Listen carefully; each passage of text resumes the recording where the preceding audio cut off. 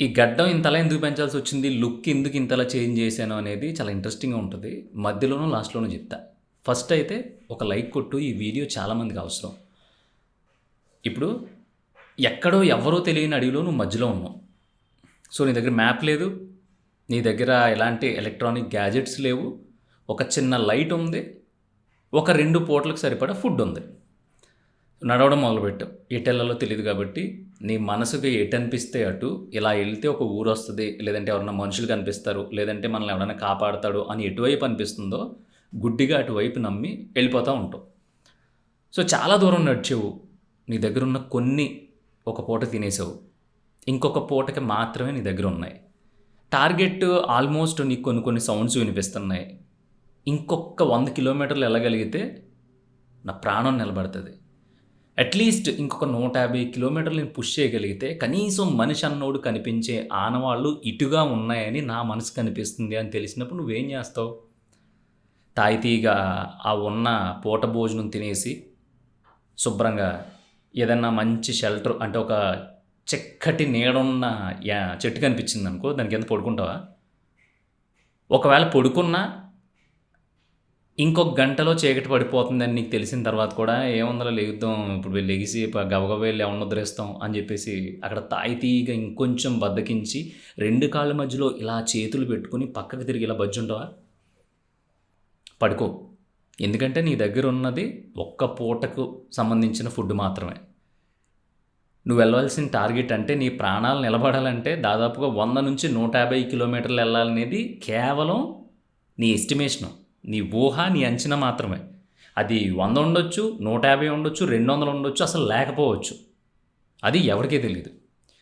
So, అప్పుడు నువ్వేం చేస్తావంటే ఉన్న ఒక పూట భోజనాన్ని జాగ్రత్త చేసుకుని అక్కడి నుంచి వీలైనంత దూరం, అంటే నీకు ఆకలేసినా సరే ఇంకెంత పుష్ చేయగలవు? మధ్యాహ్నం 1 గంట అయిపోయింది, ఆకలేస్తుంది, అయినా సరే నీ వాటర్ బాటిల్లో ఉన్న కొంచెం నీళ్ళతో గొంతు తడుపుకుని ఇంకొంచెం ముందుకెళ్ళు.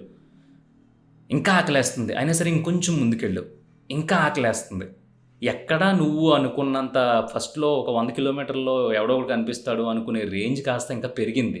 ఇంకా నిశ్శబ్దంగా ఉంది. అప్పుడు ఏం చేస్తావు? ఏ ఆకులో అలమలో కోసుకుని ఈ ఉన్న ఫుడ్‌లో కొంచెం మాత్రమే తిని ఇంకొంచెం ముందుకెళ్ళిపోతావు. బాడీ అలసిపోయింది, కాళ్ళు లాగేస్తున్నాయి, కళ్ళు మూతలు పడుతున్నాయి, చాలా టైర్డ్‌గా అనిపించింది. కానీ అక్కడ పడుకోవడానికి వీల్లేదు. ఏమో అసలు ఏమొచ్చి తినేస్తదో, ఏమొచ్చి మింగేస్తదో తెలీదు. ఇంకొంచెం కొండ ఎక్కితే అక్కడ ఎత్తైన ప్రదేశం కాబట్టి అప్పుడు పడుకోవడానికి చాలా బాగుంటుంది. సో, కొండ ఎక్కాలి. కొండ ఎక్కాలంటే ఖచ్చితంగా చాలా చాలా కష్టం. చేతులు కోసుకుపోయినాయి, ఓ పక్క నుంచి బ్లడ్ వస్తుంది, దాన్ని ఏదోలా కట్టుకుని ఆపుకున్నాం, అయినా సరే సచ్చినట్టు కొండ ఎక్కావు. అక్కడికి ఎక్కిన తర్వాత దాదాపుగా కొంచెం సెక్యూర్‌గా ఉన్నట్టు అనిపించింది. అక్కడ చిన్న క్యాంపు, నీ దగ్గర ఉన్న టవలో, కర్చీఫో ఏదో ఒకటి వేసుకుని కొంచెం 100% భద్రతగా లేకపోయినా సరే కొంచెం ధీమాగా అక్కడ రెస్ట్ తీసుకోగలిగావు. సో, మళ్ళీ రెస్ట్ తీసుకున్నావు కదా, ఇక్కడ బాగుంది కదా, సెక్యూర్‌గా ఉంది కదా, నిద్ర పట్టేసింది కదా అని పడుకో. నీ బాడీ ఎంతవరకు అలసట తీర్చుకోగలదో అంతవరకు తీర్చేసుకుని నీకు తెలియకుండానే నువ్వు నిద్ర లేచిపోతావు. దానికి కారణం ఉంది. ఆ కారణం కూడా చెప్తా. లేచావు, అటు ఇటు చూసావు, అప్పుడప్పుడే 3:30, 4 అవుతుంది. సో, కొంచెం వెలుగు ఎప్పుడు వస్తుందా అని వెయిట్ చేస్తున్నావు. లేడికి లేచిందే పరుగన్నట్టు అక్కడ పరిగెట్టడానికి లేదు. ఎందుకంటే అది ఫారెస్ట్, చుట్టుపక్కల ఎక్కడ లైట్స్ లేవు, కనుచూపు మేరలో ఏ అలికిడి లేదు కాబట్టి నువ్వు సప్పుడు చేయకుండా 2:30, 3కి మెలుకు వచ్చినా సరే గొడ్లగోబలు అలా కూర్చుని బిక్కు బిక్కుమంటూ వెలుతురు కోసం ఎదురు చూస్తా. నువ్వు బాగా గడిపిన రోజులన్నీ గుర్తొచ్చి ఒక పక్కన బాధ కలుగుతున్నా కూడా ఏడ్చినా సరే ఉపయోగం లేదు కాబట్టి అదొక రకమైన మదనంలో ఉండిపోతావు నువ్వు. సరే, మెల్లమెల్లగా వెలుగొస్తుంది అంటే ఓకే కనిపిస్తుంది అనుకునేంత లైటింగ్ వచ్చేసరికి నువ్వేం చేస్తావంటే మెల్లగా స్లోగా నడక మొదలు పెడతావు. స్పీడ్గా కాదు, ఎందుకంటే ఇంకొంచెం వెలుగు వస్తే స్పీడప్ చేయొచ్చు. ఇప్పుడే స్పీడ్గా నడుచుకుంటూ వెళ్తే చీకట్లో ఏమో ఎక్కడేముందో తెలియదు కదా అని ఆచితూచి అడుగులు వేసుకుంటూ ఒక 6:30, 7 వరకు స్లోగా నడిచి అక్కడి నుంచి స్పీడ్ పెంచుతావు. మళ్ళీ ఆకలేస్తుంది, అయినా సరే పుష్ చేసావు, ఇంకా గట్టిగా ఓర్చుకున్నావు, ఇంకా ముందుకెళ్ళు, ఇంకా ముందుకెళ్ళు, ఇంకా ముందుకెళ్ళు. నీ దగ్గర ఉన్న ఒక్క పూట భోజనంలో సగం తినేసావు, ఇంకో సగమే ఉంది. ఈ సగం తినకపోతే చచ్చిపోతావు అనే స్టేజ్ వరకు కూడా నువ్వు అది తినవు. ఇంకా ఆపుకోలేక ఆ ఉన్న కొంత ఫుడ్ తినేసావు. తినేసిన తర్వాత ఈ తిన్న ఫుడ్ని ఉపయోగించుకుని నేను ఖచ్చితంగా ఒక సేఫ్ ప్లేస్కి రీచ్ అవ్వాలనేది మనసులో పెట్టేసుకుని అక్కడి నుంచి నీ స్పీడు, నీ యాక్యురసీ, దాన్ని ఏమంటారు, నీ యాక్టివ్నెస్ మొత్తం మారి తిన్న తర్వాత ఇంకొంచెం స్పీడ్గా ఇంకా ఎక్కువ ఆశతో నడవడం మొదలు పెడతావు. చివరికి నడిచావు ఇంక ఏది కనిపించట్లేదు. చివరికి ఒక నిర్మానుష్యమైన సముద్రం వచ్చింది. పోనీ దాంట్లోనే ఎవడన్నా కనిపిస్తాడంటే అక్కడ కూడా ఎవడో కనిపించట్లేదు. ఇక నా వల్ల కాదురా భగవంతుడా, అయిపోయింది ఇక్కడ ఎవడో ఉండడో, ఇలాంటి భయంకరమైన బతుకు నాకు వద్దు అని చెప్పేసి నువ్వు సముద్రంలో దూకేస్తే సముద్రం ఏమో తనది కాందేది తనలో ఉంచుకోదంట. ఇది నేను ఎక్కడో చదివాను. సో అదేం చేసింది, నీ ఆత్మహత్యని కాస్త పిరికితనంగా ముందరే అది డిసైడ్ అయ్యి ఈ దీవిని వదిలేసి ఇంకో దీవిలోకి నిన్ను విసిరేసింది. సో అక్కడికి వెళ్ళిన తర్వాత ఏం చేసావు, నీ దగ్గర ఫుడ్ అయిపోయింది, నీకు ఉండే పిరికితనంతో నీ బ్యాక్ అంటే నీ బ్యాగ్ వదిలేసావు, అన్నీ వదిలేసావు. ఇప్పుడు నీ దగ్గర ఉన్నాయి కట్టుకున్న బట్టలు మాత్రమే. ఇంకో దీవిలోకి వెళ్ళావు. ఇప్పుడు ఫస్ట్ టైం ఏదో ఊపులో దూకేసావు, కానీ ఇప్పుడు కొట్టుకొచ్చిన తర్వాత నీ మైండ్ సెట్ మారింది. సరే, ఇప్పటి వరకు అయితే కనీసం నీళ్ళు కూడా దొరకలేదు, ఏ చేపనో పీతనో పట్టుకుని ఎక్కడే తిందాము, ఏదో ఒక షిప్ వెళ్ళకపోద్దా ఈ పక్కంట అని చెప్పి అక్కడే కూర్చుని ఎలా బ్రతకాలే అక్కడ పరిస్థితులకు తగ్గట్టుగా నీ మైండ్ ఆలోచించి నిద్రాహారాలు లేకుండా ఒక లైఫ్ స్టైల్ అలవాటు చేసుకున్నావు. నీ అదృష్టం బాగుండి చివరికి అటుగా ఒక బోట్ వెళ్ళింది. ఆ బోట్లో వాళ్ళు నిన్ను చూశారు. 65 కేజీలుగా అడవిలో తప్పిపోయిన నువ్వు 30 కేజీలు మనిషిగా మారిపోయి ఎముకల గూడుగా ఆ మనుషులకు దొరికావు. అప్పటికే దాదాపుగా 500-600 రోజులు అయిపోయిందంటే 2 సంవత్సరాలు. మాట మర్చిపోయావు. ఇంకో మనిషి మాట వినపడక అయోమయంగా చూస్తున్నావు.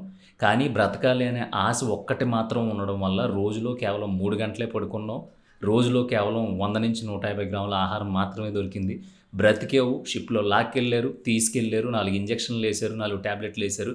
టక్కుమని 6 నెలల్లో లెగిసి కూర్చున్నావు. ఎలా ఉంది? ఒక సర్వైవల్ స్టోరీ లాగా చాలా అద్భుతంగా అనిపించింది నాకు. ఇది నిజంగా జరిగింది. ఇది ఉత్తుత్తుగా జరిగింది కాదు, ఇది నిజంగా జరిగింది. సో దీని అంతట్లో మనకు ఉపయోగపడేది ఏంటి, మనం అనవసరంగా కథ చెప్పుకున్నాం నువ్వు అనుకోవద్దు. నాకు ఎంతలా అనిపించిందంటే నిన్న నైట్ లిటరల్గా నాకు నిద్ర పట్టకపోవడం అనేది చాలా తక్కువగా జరుగుతుంది. ఈ కథ గురించి చాలా ఎక్కువ ఆలోచించడం మొదలుపెట్టాను. అదే 65 కేజీలు ఉన్న నువ్వు, అదే మనిషిలా బ్రతికి నువ్వు నీ ఇంట్లో నీకున్న దాంట్లో అంతలా నీకున్న ఫుడ్ని దాచుకుని, నీకున్న టైంని దాచుకుని, ఎప్పుడెప్పుడు వెలుతురు వస్తుందా లెగిసి పరిగెడదామా అనే మైండ్ సెట్తో నువ్వు ఆలోచిస్తావా? ఆలోచించు. ఇంకో గంట తర్వాత లేద్దాంలే, ఇప్పుడిప్పుడే వెలుగు వస్తుంది కదా, కొంచెం ఎండెక్కిన తర్వాత అంటే ఎండ వచ్చిన తర్వాత లేద్దాంలే అని సర్దుకుని పడుకుంటావు. కంచంలో పెట్టిందంతా గేది తౌడు తిన్నట్టు లప లప లప లప తింటూ ఉంటావు. నీకు అవసరమైంది ఎంత? అసలు నీ బొజ్జ ఎంత ఉంది, నీ కడుపు ఎంత ఉంది, ఎంత తింటే నీకు సరిపోద్ది, ఇదంతా నీకు అనవసరం. టేస్ట్ బాగుంది, ఏసే తర్వాత పొట్ట వస్తుంది, సంకల్లోకి తొడల్లోకి అనవసరపు కొవ్వు చేరుతుంది. ఇవన్నీ నీకు అనవసరం. అందవికారంగా తయారైన తర్వాత మళ్ళీ నిన్ను నువ్వే అద్దంలో చూసుకొని ఏమో చిచ్చి వరస్ట్గా తయారైపోయింది ఆ బాడీస్లో, ఏదో చేసి నిమ్మరసం తేనె వేడి నీళ్ళు పొద్దున్నే తాగితే 6 నెలల్లో తగ్గిపోద్ది అంటేగో ఎక్సెల్ లూజ్ అయిపోయింది, జిమ్కి వెళ్ళిపోయి సరదాగా పనిచేసి వచ్చేయడమే, జిమ్ చేయక్కర్లేదు, జిమ్కి వెళ్తే చాలు మాయా అన్నట్టు తయారవుతావు. సో నీకుండే వెసులుబాట్లు ఏవైతే ఉన్నాయో, నీకుండే అందుబాటులో నీకుండే వస్తువులు ఏవైతే ఉన్నాయో అవన్నీ నీ దగ్గర ఉన్నా సరే నువ్వు నీ మైండ్ని నీ చెప్పు చేతల్లో పెట్టుకుంటే ఖచ్చితంగా చాలా మంచి లైఫ్ లీడ్ చేస్తావు. ఆ అడవిలో తప్పిపోయినోడు ఉన్నాడు కదా, ఆడు బాగా బద్ధకస్తుడే, కాకపోతే చచ్చిపోతాడు ఎక్కడన్నా ఆగితే. కాకపోతే చచ్చిపోతాడు ఎక్కడైనా యాక్టివ్గా లేకుండా పరిసరాలను గమనిస్తా లేకపోతే చచ్చిపోతాడు. టైం వేస్ట్ చేస్తే చచ్చిపోతాడు. అనవసరంగా ఎక్కువ తినేసి ఉన్నదల్లా అవగొట్టేసుకుంటే ఆడు చస్తాడని ఆడికి తెలిసిన తర్వాత ఆడి మైండ్ పనిచేయడం మొదలుపెట్టింది. సో నీకు చెప్తున్నా, నాకు నేను చెప్పుకున్నది, మనం కూడా ఏదో ఒకరోజు చచ్చిపోతాం. గుర్తుపెట్టుకో, చావు ఎప్పుడు ఏ టైంలో ఎలా వస్తుందో ఎవరికి తెలీదు. ఈలోపు నువ్వు ఎలా బ్రతికావన్నది చాలా ఇంపార్టెంట్. నేను నిన్ను దేశాన్ని ఉద్ధరించు, లేదంటే మీ ఊరిని ఉద్ధరించు, లేదంటే ఎవడి గురించో పాటుపడు, ఏదో చెయ్యని నేను చెప్పట్లా. మనిషిగా పుట్టావు, మన సంస్కృతినే మనం ఎగ్జాంపుల్‌గా తీసుకుంటే ఎన్నో గొప్ప పుణ్యాలు చేస్తే మనిషిగా పుడతామంట. 2 కాళ్ళు, 2 చేతులు ఉన్నాయి. కావాల్సింది అడగగలిగే నోరుంది. గొప్పగా ఆలోచించగలిగే బుర్రుంది. సో, ఇయన్నిటిని పక్కన పెట్టేసి నువ్వు నీ మనసు కంట్రోల్‌లోకెళ్ళిపోతున్నావు. నువ్వు నీ మైండ్ కంట్రోల్‌లోకెళ్ళిపోతున్నావు. అందుకే తినాలనుకున్నప్పుడు తింటున్నావు. పడుకోవాలనిపించినప్పుడు ఏదో కారణం చెప్పి పడుకుంటున్నావు. తాగాలనిపించినప్పుడు ఏదో ఒక రీజన్ కెలికేసుకొని అయ్యి ఇయ్యి మీదేసేసుకొని బాధపడిపోయి కూర్చొని ఏడ్చేసి తాగేస్తున్నావు.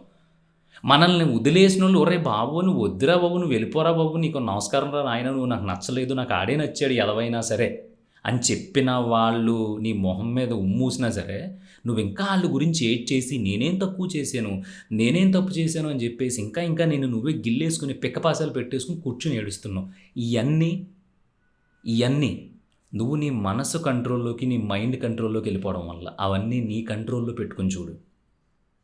మరి అడవిలో తప్పిపోయినోడు మనసేమంటది? అర్రె పడుకో కాసేపు, అలసిపోయావు బాగానే, చేతులు రక్తాలొచ్చేస్తున్నాయి, అస్సలు ఇంకొక్క అడుగు కూడా ఎయలేవు అని మనసు, మైండ్ చెప్తున్నా సరే ఆడ రెండిటిని పట్టుకుని పిసికి నొక్కి కూర్చోబెట్టి సచ్చిపోతాను ఇక్కడుంటే. నీకు తెలుస్తుందా? ఇంకొక 10 కిలోమీటర్లు లాగితే కొంచెం ఎత్తైన ప్రదేశం ఉంటది. అక్కడ పడుకుంటే బ్రతుకుతాం మనం. అందుకని నడవాల్సిందే, అన్నీ మూసుకొని నడిసి తీరాల్సిందే అని చెప్పి మొత్తం తల వెంట్రుక దగ్గర నుంచి మొదలుపెట్టి బొటన వేలి వరకు ఆడి ఆధీనంలోకి తెచ్చుకుని శక్తి మొత్తాన్ని కళ్ళెమేసి పట్టుకుని కూడగట్టుకుని కొండెక్కి పడుకున్నాడు ఆడు. అప్పుడు అర్థం అవ్వలేదా? ఆడు చస్తాడనే భయంతో చేశాడు అది. అది అయిపోయిన తర్వాత ఆడి దగ్గర ఉన్న అన్నాన్ని ఒకేసారి తినేయకుండా ఫుడ్ని దాచుకుని జాగ్రత్తగా ఇన్ని కిలోమీటర్ల వరకు ఎంత ఆకలేసినా సరే భరించి వెళ్ళగలిగితే అక్కడ కొంచెం తిందాం, ఇంకొంచెం ఎనర్జీ వస్తుందని క్యాలరీస్ అంటే ఎంత కావాలి బాడీకి అనేది లెక్క పెట్టుకుని మరీ తిన్నాడు. అందుకని ఆడు ఇంకొంచెం ముందరకెళ్ళగలిగాడు. సముద్రం దొరికిన తర్వాత పట్టు వదిలేసి ఇంకా చచ్చిపోదాం అని దూకేసిన తర్వాత బ్రతికిన తర్వాత మళ్ళీ ఇంకొకసారి సూసైడ్ అటెంప్ట్ ఎందుకు చేయలేదంటే చావు అనేది ఎంత భయంకరంగా ఉంటుందో ఆడికి తెలుసు కాబట్టి ఇంకొకసారి ప్రయత్నించలేదు. ఈసారి ఆడికుండే తెలివితేటలను ఉపయోగించి చుట్టూ పరిసరాలు ఎలా ఉన్నాయో అబ్జర్వ్ చేసుకుని ఆ పరిసరాలకు తగ్గట్టుగా ఏ పీతనో, చేపనో, రొయ్యనో తింటూ బ్రతికాడు. ఇవన్నీ మనకి సర్వైవల్ స్టోరీలో ఉపయోగపడేవే. నీ చుట్టూ మనుషులు ఎలా అయితే ఉన్నారో ఆ మనుషులకి తగ్గట్టుగా నువ్వు మారిపోయి బతకగలిగితే బ్రతకగలుగుతావు. ఎదవలు ఉన్నారనుకో చుట్టూ, నువ్వు ఎదవలా బిహేవ్ చేయి, ఏమీ తప్పులేదు. మంచోళ్ళు ఉన్నారనుకో, నువ్వు నీ పని నువ్వు చేసుకుంటా మంచిగా ఉండే, ఎవరికీ హాని చేయకుండా సరిపోద్ది. కానీ ఎప్పుడైతే నీ మనసు చెప్పు చేతల్లోకి నువ్వు వెళ్ళిపోయావో అప్పుడు ఈజీగా లైఫ్ అయిపోద్ది బాసు. ఒక 20-30 సంక్రాంతులు అయిపోయినాయి, ఇంకొక మహా అయితే 30-40 సంక్రాంతులు ఉన్నాయి. ఎంతసేపు వస్తాయి చెప్పు? అప్పుడు ఆల్రెడీ 7 నెలలు అయిపోయి 8వ నెల ఆగస్టులోకి వచ్చేసాం. ఇంకో 4 నెలలు పోతే కొత్త సంక్రాంతి. ఆ టైంని వాడుకో, కావాల్సినంతే తిను. ఎవడో చెకుడీలు తెచ్చాడు, ఎవడో ఏరుశనగుళ్ళు తెచ్చాడు, ఎవడో జీడిపప్పు వచ్చి తెచ్చాడు, ఎప్పుడూ తింటా ఉంటే మైండ్ పనిచేయదు.